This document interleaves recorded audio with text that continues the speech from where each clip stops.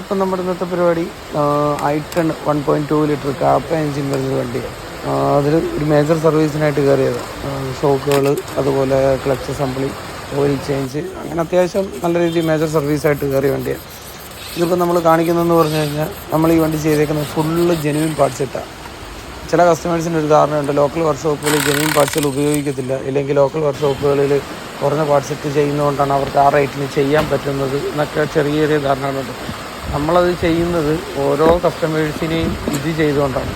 ഇപ്പോൾ ഈ വണ്ടിയുടെ കസ്റ്റമറിനെ സംബന്ധിച്ചിടത്തോളം പുള്ളിക്ക് ഫുൾ ഒറിജിനൽ പാർട്സ് ഇട്ടാൽ മതി, ജെനുവിൻ പാർട്സ് മാത്രം ഇടുക. നമ്മൾ വണ്ടി വരുമ്പോഴേ നമ്മൾ ചോദിക്കും ഏതാണ് പാർട്സ് വേണ്ടത്. വിലയ്ക്കകത്ത് ചെറിയ ചെറിയ വ്യത്യാസങ്ങൾ വരും.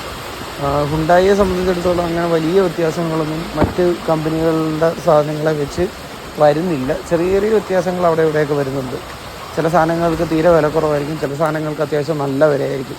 അങ്ങനെയാണ് ഹുണ്ടായുടെ പാർട്സുകൾ വരുന്നത്. ഇതിപ്പം ജസ്റ്റ് ഒന്ന് പറഞ്ഞു തന്നേ ഉള്ളൂ. നമ്മളിപ്പോൾ ഈ വണ്ടിയുടെ വർക്ക് തീർത്ത് കസ്റ്റമറിന് ഹാൻഡ് ഓവർ ചെയ്തിട്ട്